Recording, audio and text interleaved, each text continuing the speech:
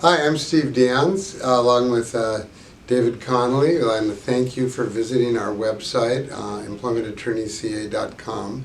And we are the leading whistleblower law firm in California for employees who've reported fraud, things of that nature, possibly violation of the anti-discrimination laws. And we generally have to go a step deeper when we get an intake and find out what exactly was the fraud or the wrongdoing. Many times in our Fortune 500 cases where a large corporation is involved, there is financial irregularities. So I thought today we would change it up and invite a good friend and very trusted colleague in the world of financial accounting, fraud, investigation, things of that nature, Dave Connelly. Dave, thank you so much for being here. Could you tell us a little bit about what you do and what your firm, Freeman Mills, does? Yes, I'm a forensic accountant. I'm an attorney and a CPA. I do financial investigations and serve as a testifying expert at trial.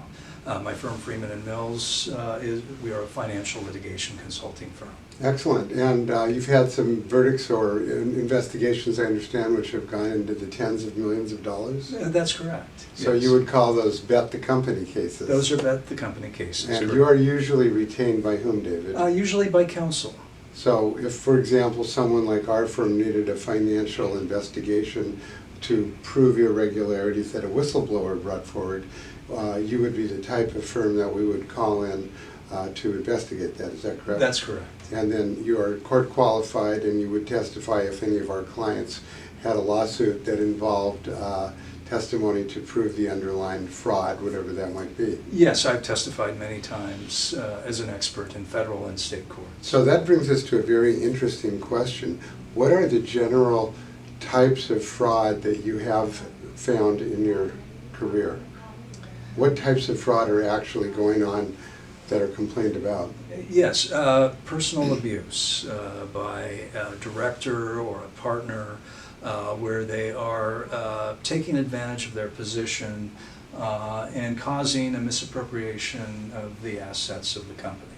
Got it. And so that would be something of concern to shareholders? Yes. And would it be of concern, say, to governmental agencies that may have not got what they thought they were buying or the taxes they thought they were entitled to? Correct. Okay. And what about the role of the whistleblower themselves? If somebody contacts us and we get you together, what would be the typical questions that you might want to ask our whistleblowers who are probably watching right now?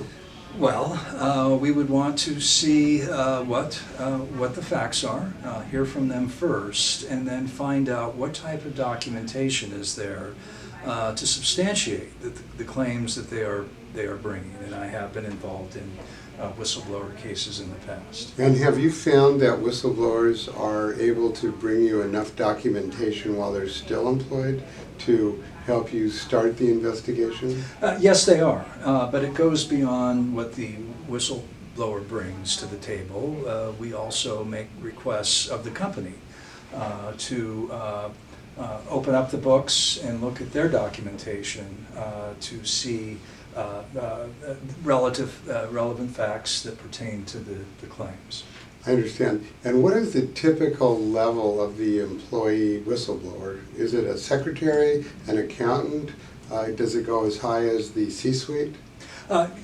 Yes. The last whistleblower case I worked on, it was the secretary for corporate counsel who brought the claims to the company. So it can go, it can start with just a base level employee who observes something questionable, but it can go all the way to the top. You were telling me earlier today about a case that involved one company having to do with optic cable trying to cheat another company.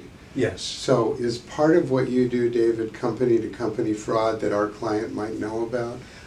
Yes, with whistleblower, it's generally within the company, but we certainly look to investigate all types of financial claims, and certainly those between two independent companies. Excellent. And what is the average length of time it takes you to complete a financial fraud investigation at a large company? Again, it depends on the complexity, but with a large company, it will take more time. I think the last whistleblower case I was involved in, which involved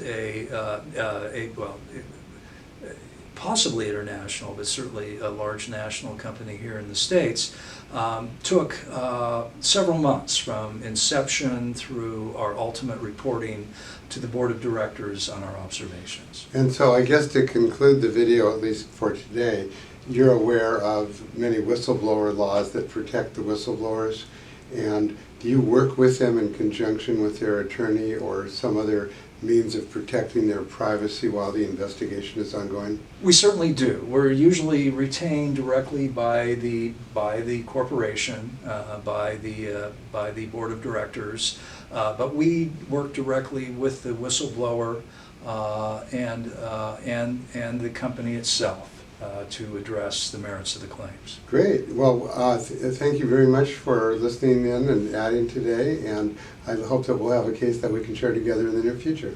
Me too. Thank you so much.